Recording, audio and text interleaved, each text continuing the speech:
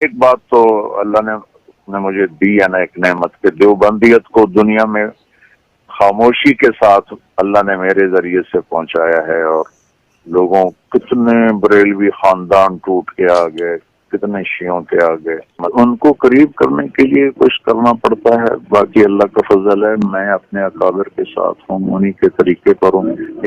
अब जब ये हुसामुल हरमैन किताब वजूद में आई तो हुसामुल हरमैन किताब के वजूद में आने के बाद उसके बाद फिर अल मुहन्नद किताब वजूद में आई। और अल मुहन्नद किताब वजूद में क्यों आई, क्या मजबूरी थी, क्या प्रॉब्लम बन गई कि ये किताब लिखनी पड़ गई? वो इसलिए कि जब मक्का मदीना के बड़े बड़े उलमा ने इन मौलवियों की इबारत पर कुफर के फतवे दे दिए, इनकी तकफीर कर दी और कहा कि इनकी किताबों में गुस्ताखाना मवाद मौजूद है, तो इनके लिए खिफ़त और बड़ी एक सुबकी का एक जरिया और सबब बन गया। अब अपनी उस खिफ़त को मिटाने के लिए, अपनी उस शर्मिंदगी को ख़त्म करने के लिए और अपने वकार को दोबारा बहाल करने के लिए इन्होंने फिर एक तरकीब सोची। जो अकायद पहले से इनकी किताबों में लिखे हुए थे, जो इन मौलवियों ने अपनी किताबों में अकीदे पहले लिखे थे, उन अकीदों को अपनी किताबों में लिखा रहने दिया, सिर्फ और सिर्फ वहां उलमा मक्का और मदीना के सामने सच्चा बनने के लिए, अपनी उस खिफत को मिटाने के लिए एक किताब तरतीब दी जिसका नाम है अल मुहन्नद अल मुफन्नद। यह किताब इमाम अहमद रज़ा बरेलवी रहमतुल्लाह के खिलाफ लिखी गई। वो इस अंदाज से खिलाफ लिखी गई कि इसमें यह कहा गया कि हमारे खिलाफ प्रोपेगेंडा किया गया है और हमारे खिलाफ जो फतवे लिए गए हैं ये फतवे दुरुस्त नहीं है, सही नहीं है, हमारे खिलाफ फतवे जो है ना वो झूठ बोल के लिए गए हैं। और उसमें इस खुतबे, इस किताब के खुतबे के फौरन बाद ये दावा किया गया है, इस किताब के खुतबे के फौरन बाद, कि हमारे खिलाफ ये जो प्रोपेगेंडा किया गया है, सफ़ा 31 मेरे पास जो नुस्खा है, कि हमारे बारे में ये कहा गया है कि हम उलमाए देवबंद जो है ये वहाबी हैं, हमें वहाबी कहा गया है, हमारे ऊपर बहुतान है, इल्ज़ाम है, हमें इन लोगों ने आके मक्का मदीना के उलमा के सामने वहाबी डिक्लेयर किया है। क्योंकि उस वक्त वहाँ वहाबी उलमा का कंट्रोल नहीं था, उस वक्त अहले सुन्नत की हुकूमत थी, यानी नजदियों की हुकूमत आने से पहले की बात है। तो अब उनके सामने सच्चा साबित करने के लिए कहा कि हमें तो ये एक बहुतान लगा के वहाबी साबित किया गया है। अब हम इसी बात को देख लेते हैं कि आया कि उलमाए देवबंद को जो अहले सुन्नत बरेलवी उलमा ने वहाबी कहा है, ये बहुतान है या कि हकीकत है। इस मसले को और इस बात को समझने के लिए हमें वहाबियत की तारीफ और डेफिनेशन उसकी ज़रूरत पेश आएगी। वहाबी किसे कहते हैं, वहाबी कौन होता है और वहाबी किसे कहा जाता है? तो आसान सी बात यह है कि वहाबी उसे कहते हैं जो मोहम्मद इब्ने अब्दुल वहाब नजदी के अकायद व नज़रियात को दुरुस्त समझता हो और इब्ने अब्दुल वहाब नजदी के अकायद को उम्दा समझता हो, उसका मुत्तबे हो, उसको वहाबी कहा जाता है। अब सवाल ये पैदा होता है कि अल मुहन्नद किताब लिखे जाने से पहले उलमाए देवबंद जिन मौलवियों के ऊपर आला हज़रत ने फतवे दिए हैं, वो इब्ने अब्दुल वहाब नजदी के अकायद को दुरुस्त समझते थे या नहीं, इब्ने अब्दुल वहाब नजदी के बारे में क्या राय रखते थे? तो इस सिलसिले में मैं ये हवाला पेश करता हूँ मकतब फ़िक्र देवबंद के कुतुबुल अक्ताब रशीद अहमद गंगोई की किताब फतावा रशीदिया। फतावा रशीदिया के सफ़ा नंबर 110 पर गंगोई साहब लिखते हैं कि इस वक्त और इन अतराफ में वहाबी मुत्तबे सुन्नत और दीनदार को कहते हैं। यानी हमारे इलाके में जो बड़ा मुत्तबे सुन्नत का पैरोकार और बड़ा दीनदार हो उसको वहाबी कहा जाता है। ये तारीफ कर रहे हैं गंगोई साहब अपनी किताब फतावा रशीदिया में वहाबी की। और फिर सफ़ा 280 पर, ये जो HM सईद से छपा फतावा रशीदिया, सफ़ा 280 पर लिखते हैं कि मोहम्मद बिन अब्दुल वहाब को लोग वहाबी कहते हैं। वो अच्छा आदमी था, सुना है कि मजहब हम्बली रखता था और आमिल बिल हदीस था, बिदात व शिरक से रोकता था, मगर तशदीद इसके मिजाज में थी। वल्लाहु ताला आलम। यानी मोहम्मद बिन अब्दुल वहाब नजदी वो अच्छा आदमी था और उसका मजहब हम्बली था और आमिल बिल हदीस था, बिदत और शिरक से रोकता था। ये इब्ने अब्दुल वहाब नजदी की तारीफ हो रही है। और इसी किताब के सफ़ा 280 के अगले सवाल में लिखा है कि मोहम्मद इब्ने अब्दुल वहाब के मुक्तदियों को वहाबी कहते हैं, इनके अकायद उम्दा थे और मजहब उनका हम्बली था। अकायद उनके عمدہ تھے، ان کے عقائد عمدہ تھے اور وہ بڑے دیندار تھے، بڑے متبع سنت تھے۔ یہ وہابیوں کی تعریف کی ہے دیوبندی عالم رشید احمد گنگوئی نے المہند کے لکھے جانے سے پہلے۔ اور المہند کے لکھے جانے سے پہلے یہ اشرف علی تھانوی صاحب کے حوالہ اور سن لیں اس سلسلے میں، یہ ہیں ان کے ملفوظات حکیم الامت، اشرف علی تھانوی کے ملفوظات چھپے ہیں ادارہ الاسلامیات لاہور سے، کراچی سے۔ اس کی جلد نمبر 7 ہے اور جلد 7 کے صفحہ نمبر 80 پر ملفوظ نمبر 112 ہے۔ بیان کرتے ہیں تھانوی صاحب کہ اس سلسلہ گفتگو میں فرمایا کہ ایک صاحب بصیرت و تجربہ کہا کرتے تھے کہ ان دیوبندیوں وہابیوں کو اپنی قوت معلوم نہیں، کہ ان کو دیوبندیوں وہابیوں کو اپنی قوت معلوم نہیں، یہ اپنے کو ہیچ در ہیچ نکارا سمجھتے ہیں، مخالفین کو ان کی قوت معلوم ہے، یہی وجہ ہے کہ مخالفین ان پر حسد کرتے ہیں، دیوبندیوں وہابیوں کو۔ اور اگلی جو عبارت ہے ملفوظات حکیم الامت کی، اس کی جلد نمبر 2 صفحہ 75 اور ملفوظ نمبر 112 ہے۔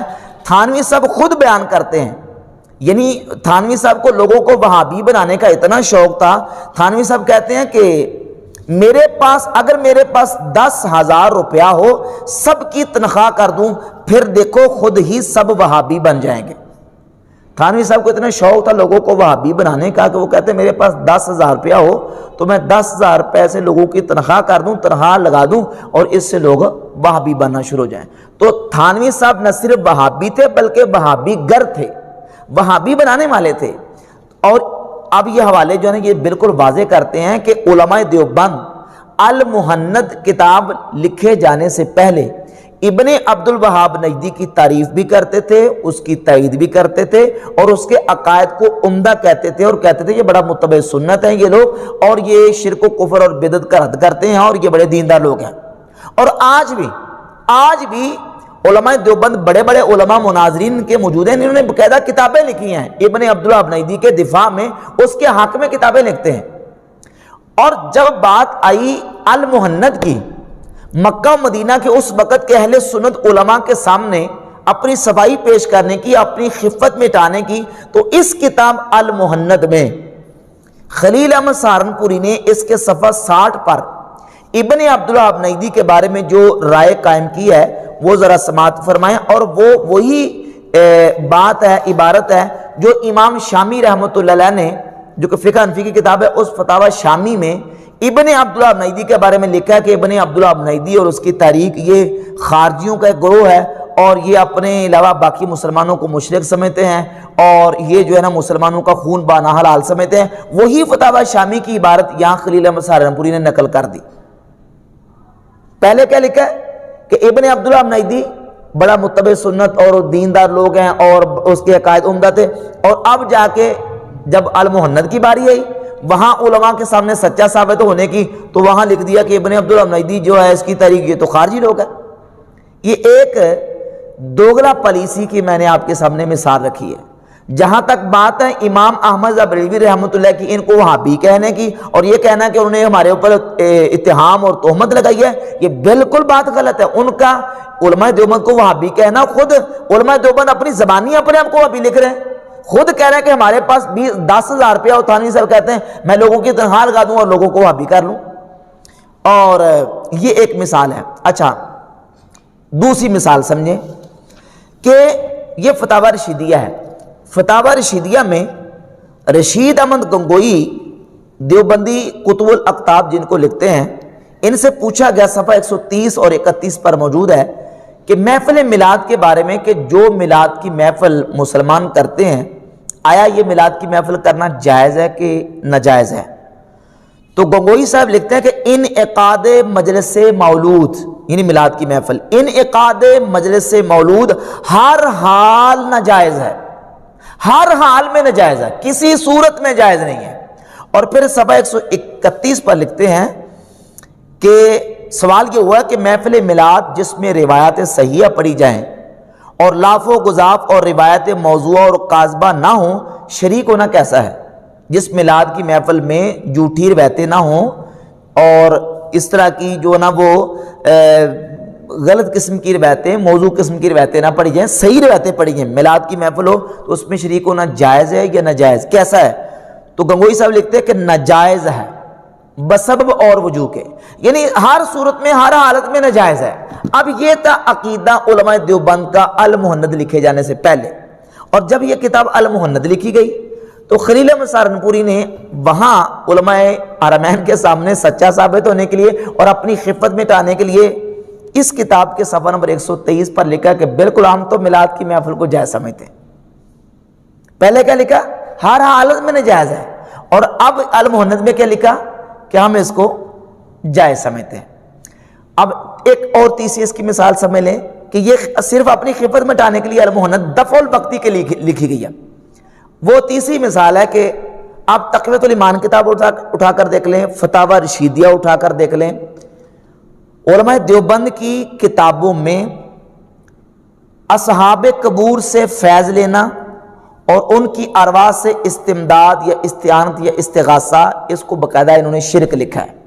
لیکن چونکہ اس وقت مکہ مدینہ میں اہل سنت علماء تھے، استغاثے کو، استشفاء کو وہ جائز سمجھتے تھے، اور جو اس کا منکر تھا وہ اس کو وہابی سمجھتے تھے۔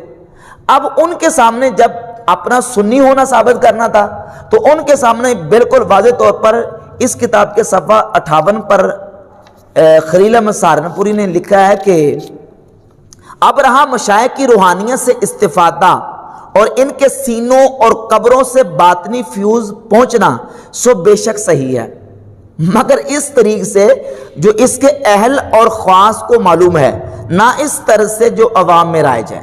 یعنی کہتے ہیں اصحاب قبور سے روحانی اور باطنی سینہ بسینہ فیض لینے کو بھی ہم جائز سمجھتے ہیں۔ پہلی کتاب میں شرک لکھا، اس کو بدعت لکھا، اور اب علماء حرمین کے سامنے سچا ثابت ہونے کے لیے، دفع الوقتی کے لیے، اپنی خفت مٹانے کے لیے کہہ دیا کہ ٹھیک ہے جی ہم اس کو جائز سمجھتے ہیں۔ تو یہ ہے المہند کی حالت اور یہ اس کی حقیقت ہے، جبکہ بحمد تعالی اللہ کے فضل و کرم سے یہ دوغلا پالیسی آپ اہل سنت بریلویوں میں نہیں دیکھیں گے۔ اللہ کے فضل و کرم سے جو ہمارے امام نے اور اہل سنت کے بڑے علماء نے اس وقت فیصلہ دیا، ہم آج بھی اسی پر کھڑے ہیں، ہم آج بھی اسی پر کھڑے ہیں۔ لیکن جو فیصلہ، جو فتویٰ جس انداز سے دیا گیا، جن مولویوں کے بارے میں فتویٰ دیا گیا، بحمد تعالی ہم اسی پر کھڑے ہیں۔ نہ ہمارے اندر منافقت ہے، نہ دوغلا پالیسی ہے، نہ دوغلا پن ہے، نہ ہمارے اندر چاپلوسی ہے۔ اللہ کے فضل و کرم سے ہمارا چونکہ ایمان عقیدے کا مسئلہ ہے، اور نبی پاک صلی اللہ علیہ وآلہ وسلم کی جو نا وہ شان اقدس کا مسئلہ ہے، حرمت رسول کا مسئلہ ہے، حضور کی ختم نبوت کا مسئلہ ہے، تعظیم مصطفیٰ اداب رسالت کا مسئلہ ہے۔ جو نبی پاک صلی اللہ علیہ وسلم کی ذات اقدس کی توہین یا گستاخی کرے گا، یا حضور کی ختم نبوت، حضور کے آخری نبی ہونے کا منکر ہوگا، وہ چاہے کوئی ہو، بریلوی ہو یا دیوبندی، لیگی ہو یا نیچری، وہ چاہے وہ ندوی ہو یا کوئی اور ہو، اپنا ہو یا بیگانہ ہو، کوئی ہو، ہم اس مسئلے میں اپنے پرائے کا کوئی امتیاز اور فرق اللہ کے فضل و کرم سے نہیں کرتے۔ تو جس طرح ہمارے اکابرین کھڑے تھے، آج اتنے سال گزرنے کے بعد بھی ہم بحمد تعالی اسی پر کھڑے ہیں۔ ہم یہ نہیں کہ پہلے کچھ اور کہتے ہیں بعد میں کچھ اور۔ ایک جگہ پہ امام احمد رضا بریلوی کو یہ لوگ جو ہے وہ پتہ نہیں کس طرح زدوکوب کرتے ہیں، اور دوسری جگہ پہ کہتے ہیں نہیں جی ہم تو بڑا تعظیم کے ساتھ، احترام کے ساتھ نام لیتے ہیں۔ آج بھی ان کے مناظرین کا حال دیکھ لیں۔